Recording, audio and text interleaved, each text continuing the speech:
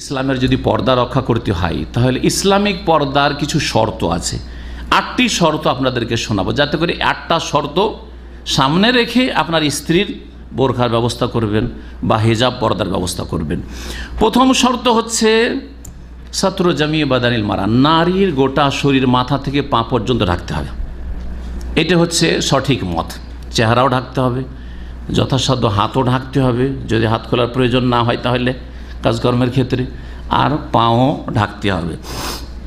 বিশেষ করে চেহারা ঢাকতে হবে, কারণ চেহারাতে আসল কি রয়েছে? রূপ লাবণ্য রয়েছে, চেহারাতে আসল আকর্ষণ রয়েছে, চেহারাতে আসল ফিতনা রয়েছে, চেহারাতে দুটো চোখ রয়েছে, ওইদিকে 2 চোখ এক পুরুষের, এইদিকে 2 চোখ মেয়ের, 2 4 চোখ যদি মিল না হয় কখনো কুকাজ হয় না, কখনো অশ্লীলতা ছড়াইতে পারে না। আর এতেই লজ্জা মানুষের চেহারাতে লাগে, আর কিছুতে লজ্জা লাগে না। লজ্জা কোথায় আছে? লজ্জা এই জায়গাটুকুতে আছে। এই জন্য যারা নদী নালার আশেপাশে বাস করে বা রেল লাইনের কাছে বাস করে, আগেকালে আমরা দেখেছি তারা কি করে, রেল লাইনের পাশে পায়খানা করে না, তারপরে নদীর পাশে বসে নদীর পাড়ে এদিকে সেদিকে পায়খানা করে না, তখন কি করে? মাথা ছেড়ে না, মাথা ছেড়ে করবে না, কারণ মাথা চাললে যে 4 চোখ দেখে নিবে, এই চোখ ওই চোখকে দেখে নেবে, কি আমাকে দেখছে, মাথা নিচে করে বসে আছে, দেখেছেন না? তাহলে বোঝা গেল যে আমার হাতে লজ্জা নেই, পায়ে লজ্জা নেই, এই বডিতে এগুলোতে লজ্জা কোথায় আছে? এইখানে লজ্জা আছে, এই যে চেহারা মুখমণ্ডলে লজ্জা আছে, চেহারাতে চেহারা মিলে লজ্জা আছে। মহিলারা পুরুষদের সাথে চেহারা মিলিয়ে, চোখ মিলিয়ে যেই দিন থেকে কথা বলা শুরু করেছে এই সহশিক্ষার কারণে, আর এই একসাথে চাকরি বাকরি করার কারণে, সেই দিন থেকে বেহায়া বেপর্দা হয়ে গেছে, অন্তরের পর্দা উঠে গেছে, তাকওয়া উঠে গেছে। যখন অন্তরের পর্দা দুর্বল হয়ে গেছে, তখন কাপড়ের পর্দাও ধীরে ধীরে খসে পড়ে গেছে, যার ফলে বস্ত্রহীন হয়ে গেছে। তো গোটা শরীরে পর্দা করতে, এটা হচ্ছে প্রথম শর্ত। দ্বিতীয় শর্ত হচ্ছে যে যেই হেজাবটা পরবেন সেই হেজাবটাই যাতে করে সাজ না হয়, ওইটাই দেখতে খুব চমৎকার লাগছে এরকম না হয়। এখন চিন্তা করেন, এই লাল সাদা কাপড় দিয়ে মহিলা যদি গোটা শরীরে বোরখা করে, তো দেখতে মজা লাগবে না? তো চলবে না, ঠিক না? গোটা শরীরে লাল রঙের বোরখা চলবে? ও দেখতেই মজা লাগবে, ওইদিকেই তাকাইতে থাকবে, ঠিক না? তা চলবে না। তাহলে সবুজ রঙের বোরখা, আকর্ষণ আছে সবুজ রঙে, কারণ সবুজ গাছপাতা দেখতে কত মজা লাগে। এ মরুভূমিতে তো বিরক্ত হয়ে গেলাম, মরুভূমি দেখতে আর বালি দেখতে, তাই না? কিন্তু দেশে গেলে চোখটা ঠান্ডা হয়ে যায় সবুজ দেখে। তাহলে সবুজ কাপড় দিয়েও তাহলে বোরখা করা যাবে না, এমন কাপড় হইতে হবে যেই কাপড়ে আকর্ষণ নেই। আচ্ছা, কালো কাপড়ই হইল, কিন্তু আজকাল বড় ফিতনা, কালো কাপড়ের উপর এত এমব্রয়ডারি করা হয়েছে, এত কাড়াইয়ের কাজ, নকশার কাজ করা হয়েছে যে দেখতেই মজা লাগছে। ও মহিলা এত ভালো নয়, হয়তো মহিলা ভিতরে হয়তো কালো, হয়তো বুড়িয়ে গেছে, দেখতে ভালো লাগবে না, কিন্তু ওর সাজ এত সুন্দর আর এত টাইট করে তৈরি করেছে, ও বাইরে থেকে দেখতে বেশি মজা লাগছে। তাহলে হেজাব হইল না? হেজাব হইল না। তাহলে তো যেই হেজাবটা পরবে সেটাই যেন জিনত না হয়। তৃতীয় শর্ত হচ্ছে যেই হেজাবের কাপড়টা হবে সেটা যেন মোটা কাপড় হয়, পাতলা কাপড় না হয়। এত পাতলা কাপড় না হয় যে দেখা যাচ্ছে। এখন আজকাল মহিলাদের যে মাথার ওড়নাটা আছে, যেগুলো ওড়না সালোয়ার কামিজের সাথে আসছে 3 পিসে, এই ওড়না দিয়ে যদি কেউ যে বোরকা বানায়, চলবে? শাড়ির, বাংলাদেশে যেসব শাড়ির কাপড় বা ইন্ডিয়াতে শাড়ির কাপড় দিয়ে কেউ যদি কি বানায়, বোরখা বানায়, তো চলবে না? জায়েজ। তাহলে হেজাব যতই ঢিলা হোক না কেন চলবে না, কারণ ভিতরে দেখা যাবে। 4 নম্বর শর্ত হচ্ছে যে হেজাবটা বানাবে ওইটা যেন ফাদফাজান ওয়াসিয়ান, কোষাদা হয়, প্রশস্ত হয়, ঢিলা ডালা বোঝা যাচ্ছে না হাত কতটা মোটা, পেট ছোট না বড়, বোঝা যায় না, পেটে বাচ্চা আছে না নেই, কিচ্ছু বোঝা যায় না, পেছন দিকে কত, সামনে কত, কিচ্ছু বোঝা যায় না। কিন্তু আজকালকার অধিকাংশ বোরকা, যারাও বোরকা পড়ছে, সব জায়গায় কত ইঞ্চি কোথায় হবে ফিতা লাগাবে দরকারই নেই, এমনি দেখে বোঝা যাচ্ছে যে কতটা এখানে হবে। জি মাপ, আউযুবিল্লাহ। সুতরাং এইরকম চলবে না, সংকীর্ণ না হয়, টাইট ফিট না হয়। জি। 5 নম্বর শর্ত হচ্ছে যে মহিলাদের পোশাকে যেন সেন্ট ছিটানো না থাকে, সেন্টেড করা না থাকে। মহিলার বোরখাই পরেছে একেবারে ঢিলা ঢালা, কিন্তু এত আতর সেন্ট লাগিয়েছে 5 দিয়ে পুরুষকে, কত দামি যে আতর। তাহলে জানিয়া নবী সাল্লাল্লাহু আলাইহি ওয়াসাল্লাম বলছেন এই মহিলা হচ্ছে কাজা ফাহিয়া কাজা ও কাজা জানিয়া, সে জেনাকারিনী, অসতী সে মহিলা, ব্যভিচারকারিনী মহিলা। নবী করিম সাল্লাল্লাহু আলাইহি ওয়াসাল্লাম বলেছেন জান্নাত পাবে না, কারণ তোমার গায়ের সুগন্ধি আতর একটা বেগানা পুরুষ পেয়ে গেল। ফিতনার কারণ হবে, এইটাই ফিতনার কারণ। এত দামি আতর পড়তে পারে, সুতরাং এই মহিলাকে আমি দেখব, এই মহিলাকে আমি বিয়ে করবো, অত এই মহিলাকে আমি হরণ করব। অসৎ চরিত্রের লোকেরা তাই করবে। সুতরাং সাবধান, মহিলারা বাইরে গেলে এই সেন্ট ব্যবহার করে, সেন্ট ব্যবহার করে ঠিক আছে, এমন কাপড়গুলিতে করুক যেই কাপড়টা স্বামীর সামনে পড়ে, অথবা ছেলে মেয়েদের সামনে বাড়ির ভিতরেই পড়ে, অসুবিধা নেই। দামি দামি আতর সেন্ট ব্যবহার করুক, কিন্তু বাড়ির ভিতরে যেই কাপড় ব্যবহার করছে সেটাতে ব্যবহার করবে। 6 নম্বর শর্ত হচ্ছে যে মুসলিম রমণীর হেজাবের কাপড় বা ভিতরের কাপড়, সালোয়ার কামিজই হোক আর ওপরে ম্যাক্সি হোক অথবা বোরখাই হোক, সেটা যেন কাফেরদের পোশাকের সদৃশ্য না হয়, কাফেরদের পোশাকের সদৃশ্য না হয়। এখন বোরখা যদি মুসলিম মহিলা পরে, খ্রিস্টানদের নানদের মতো তাদের সাদা হোয়াইট কাপড় থাকে না, তো চলবে না, জায়েজ নয়। সাদা কাপড় দিয়ে বোরখার মতো করে, মিশরি কিছু মহিলা দেখে সাদা কাপড় দিয়ে বোরখার মতো পরে আছে, না জায়েজ না। সাদা কাপড় পুরুষদের কাপড়, আর এটা এই চলবে না এইভাবে কাপড়। নারীদের, কাফের নারীদের যদি কোনো কাপড় চোপড় হয়, সেই কাপড় মুসলিম নারীদের জন্য জায়েজ নয়। 7 নম্বর শর্ত হচ্ছে যে নারীদের হেজাবের কাপড় বা ভিতরের কাপড়গুলি পুরুষদের কাপড়ের সদৃশ্য না হয়। পুরুষরা কি পরে? প্যান্ট পরে আর গেঞ্জি পরে, টি শার্ট পরে। মহিলাও আজকাল জিন্স প্যান্ট শুরু করেছে আর টি শার্ট, এটা জায়েজ? এই শর্তে এটা ক্যান্সেল হয়ে যাচ্ছে, জায়েজ নাই। কারণ পুরুষও টি শার্ট আর জিন্স প্যান্ট পরছে আর এক শ্রেণীর মহিলারাও পরছে, সুতরাং এই পোশাক মহিলাদের জন্য জায়েজ নয়। ভালো করে শুনে রাখি, এটা পুরুষদের সাদৃশ্যতা।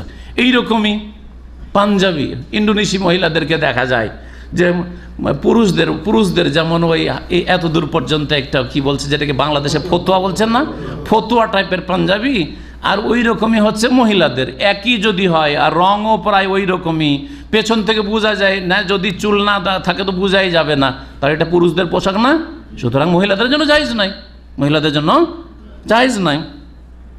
এইরকমই শালের ক্ষেত্রে বড় বড় শাল ধারণ পুরুষরা ব্যবহার করছেন, ওইটাই মহিলা, বোঝা যাচ্ছে না মহিলা না পুরুষ, আর ওইটা দিয়ে হেজাব করছেন, তো জায়েজ নাই।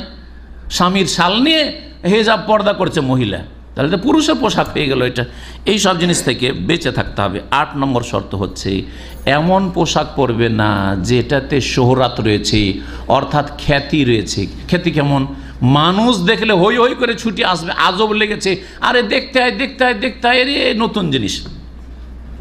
বাংলাদেশে যদি আফ্রিকান কাপড় পরেন জায়েজ?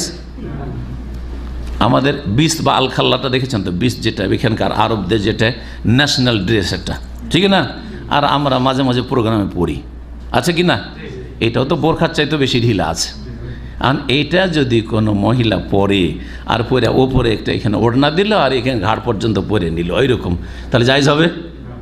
হ্যাঁ, কারণ এটা দেখলে তো ছুটবে সবাই, দেখতে এক মহিলা কি পরে এসছে, বিষ পরে আলখাল্লা পরে এসছে, ঠিক না? তাহলে জায়েজ নাই। যেমন পুরুষদের পোশাক পরা জায়েজ নয় মহিলাদের জন্য, তেমনি এমন পোশাক পরা জায়েজ নয় যেটাতে খ্যাতি রয়েছে, হই হই হই হই করে লোকেরা ছুটে আসবে খেল তামাশা দেখার জন্য। হ্যাঁ, বোরখা সারা বিশ্বে জেনে গেছে, বোরখা হচ্ছে মহিলার পোশাক। এখন কোনো এলাকার জাতি যদি মূর্খ থাকে, ধরেন একটা এলাকার লোক জীবনে বোরখা দেখেনি, সব অকাট মূর্খ, হ্যাঁ, ইসলাম থেকে অজ্ঞ, আর ওই এলাকায় একটা মহিলা আপনি নিয়ে গেছেন আপনার স্ত্রীকে, আর বোরখা পরে আর সব গোটা গ্রামের লোক হই হই করে দেখতে এসছে, তাহলে সেটা কি দোষণীয়? সেটা আপনার দোষ না, আপনার স্ত্রীর দোষ না, ওই এলাকার মুসলিমদের দোষ বা ওই কাফেরদের দোষ, যে তোরা কি করে জানিস না, অথচ এটা ইসলামের পোশাক। বোরখাটা যেহেতু মশহুর হয়ে গেছে, যেটা মহিলাদের, মুসলিম রমণী যারা সম্ভ্রান্ত দিনদার মহিলা, তাদের ইসলামিক পোশাক। এখানে একটি কথা বলে দেব, অনেকেই আজকাল এই ফিতনা ছড়াচ্ছে যে মহিলার যে কোনো রঙের কাপড় দিয়ে পর্দা করলেই হইল না। এই কথাটি ঠিক নয়, এই কথাটি ঠিক নয়। এই কথা অসৎ কাজে ব্যবহার করবে এই ফতোয়া অসৎ লোকেরা। সুতরাং এই ক্ষেত্রে একটি হাদিস বলে শেষ করে দিচ্ছে, 10টা বেজে গেল। হাদিসটা লম্বা করবো না। নবী করিম সাল্লাল্লাহু আলাইহি ওয়াসাল্লামের ওপর যখন আয়াত নাযিল হয়, সূরা নূরের আয়াত নম্বর 31, ওয়ালিয়াযরিবনা বিখুমুরিহিন্না আলা জুয়ুবিহিন, যেন নারীরা তাদের বক্ষের ওপর লম্বা ওড়না ঝুলিয়ে নেয়, মানে শরীরকে লম্বা ওড়না দিয়ে ঢেকে নেয়। বলছেন যে তখন সাহাবি পুরুষরা বাড়িতে নিজ নিজের বাড়িতে ফানকালাবা রিজালুহুন্না ইলাইহিনা ইয়াতলুনা মা আনজালাল্লাহু ইলাইহিন্না ফিহা, এই যে আয়াত নাযিল হইল নবী সাল্লাল্লাহু আলাইহি ওয়াসাল্লামের কাছ থেকে নিয়ে বাড়িতে বাড়িতে গিয়ে স্ত্রীদেরকে তালিম দেওয়া শুরু করলো। ওয়ায়াতুলুর রাজুল আলা ইমরাতিহি ওয়া ইবনাতিহি ওয়া উখতিহি, নিজের স্ত্রীকে, নিজের মেয়েকে, নিজের বোনকে শিখাইতে লাগলো যে দেখো আল্লাহর আয়াত নাযিল হচ্ছে, এইভাবে হেজাব করতে, পর্দা করতে হবে। ওয়া আলা কুল্লি জি কারাবাতের আত্মীয় যত মহিলা তাদেরকে শিখাতে লাগলো। ফামা মিনহুন্না ইমরাতুন ইল্লা কামাত ইলা মিরতিহাল মুরাহহাল, যত মহিলারা ছিল মদিনার আনসারী আর মুহাজিরাত, তারা সকলেই নিজের লম্বা যে কাপড় ছিল, যাতে উটের পিঠের ওপর যে হাওদা থাকে একটা বলা হয়, যেটাতে বসে, এই হাওদার নকশা করা এক কাপড় সেই যুগে ব্যবহৃত হইতো, সেই কাপড়টা নিয়ে ফাতাজারাত বেহি, সেটা দিয়ে মাথা এবং চেহারা ঢেকে, এই তাজারাত বেহি মানে সাতারাত বেহি রাসাহা ওয়াজহাত, তারা নিজের মাথা এবং চেহারা ঢেকে ফেললো এই আয়াতের ওপর আমল করে।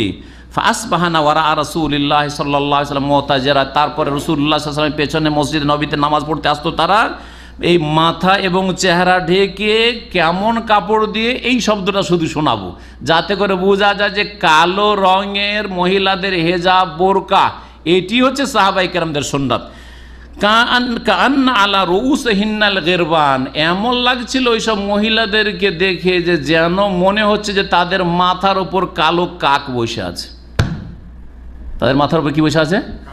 গিরবান, গোরাবের বহু বচন, গোরাব মানে কাক, কাকের রং চুকচুকে কালো, মনে হচ্ছিল যে তাদের মাথাটা কি মাথায় কাক বসে, আলা রুউসিহিন্নাল গিরবান, কাক বসে আছে, মানে কালো কাপড় দিয়ে তাহলে তাদের মাথা ঢাকা ছিল আর চেহারা ঢাকা ছিল।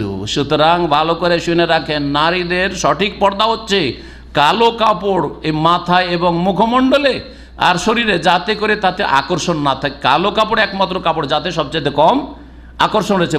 সাদা তো আকর্ষণ নেই, কিন্তু সাদা পুরুষের যেহেতু, সেজন্য সাদা দিয়ে হেজাব বোরকা করা চলবে না। এখানে আর একটি সতর্কীকরণ জরুরি, সেটা হচ্ছে আজকাল বাংলাদেশ আর ইন্ডিয়াতে আর এক ফিতনা চলেছে, সেটা হচ্ছে নিচে তো কালো বোরকা পড়ছে আর মাথার ওড়না আর কালো ব্যবহার করে না। কি করছে?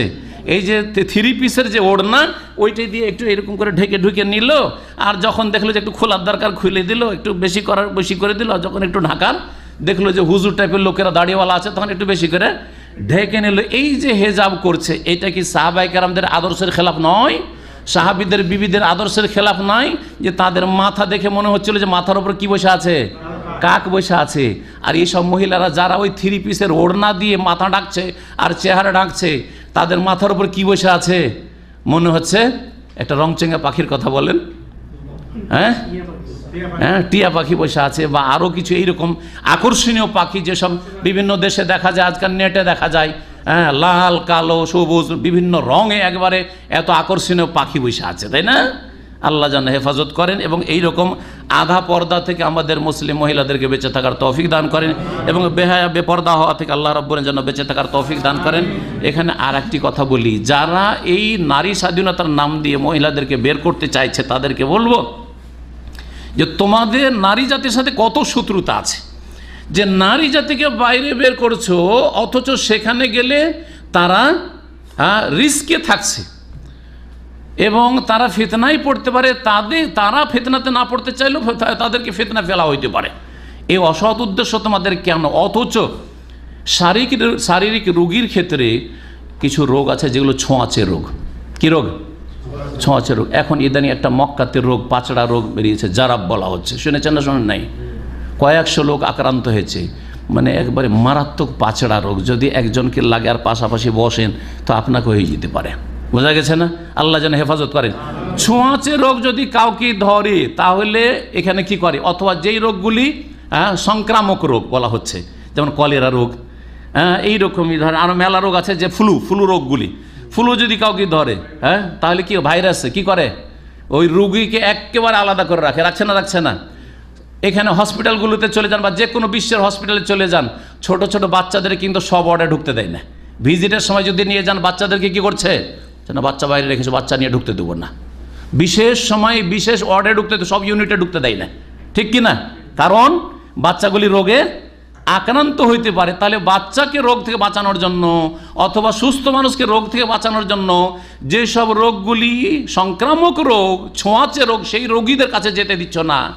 আর এইখানে নারীদেরকে, নরদের, পুরুষদের, যুবকদের মাঝে কি করে যেতে তোমরা ডাক দিচ্ছ এবং এই অসৎ উদ্দেশ্য নিয়ে তোমরা তাদেরকে ধোঁকা দিচ্ছ, অথচ এখানে আরও বেশি ঝুঁকি রয়েছে। এখানে তো শরীরের রোগের ঝুঁকি ছিল, ছোঁয়াচে রোগের ক্ষেত্রে, কিন্তু এখানে ইজ্জত নষ্ট করার ঝুঁকি রয়েছে, ধর্ষিতা হওয়ার ঝুঁকি রয়েছে, মানিজ্জত গোটা বংশের লুটিয়ে দেওয়ার ঝুঁকি রয়েছে। সেখানে কি করে এই ডাকছো আর বলছো নারী স্বাধীনতা, নারী স্বাধীনতা। আল্লাহ রাব্বুল যেন এসব অসৎ লোকদের অনিষ্ট থেকে মুসলিম জাতিকে বাঁচিয়ে রাখেন, মুসলিম জাতির নারীদেরকে যেন আল্লাহ যেন হুঁশ দান করেন এবং তাদের মধ্যেকার যারা গুমরাহ হয়ে গেছে তাদেরকে ফিরে আসার তৌফিক দান করেন, এবং তারা এখনও ইজ্জতের হেফাজতের সাথে পর্দার মধ্যে আছে, আল্লাহ যেন তাদের ইজ্জতের হেফাজতে তৌফিক দান করেন। ইহফাজিল্লাহ ইয়াহফাজুক, হে নারীরা তোমরা আল্লাহর হকের হেফাজত করো, পর্দার হেফাজত করো, আল্লাহ তোমাদের হেফাজত করবেন। এই নবী করিম সাল্লাল্লাহু আলাইহি ওয়াসাল্লাম এই হাদিস বলে শেষ করছি। ওয়া সাল্লাল্লাহু ওয়া সাল্লাম নবিয়ানা মুহাম্মদ ওয়া আলা আলিহি ওয়া সাহবিহি।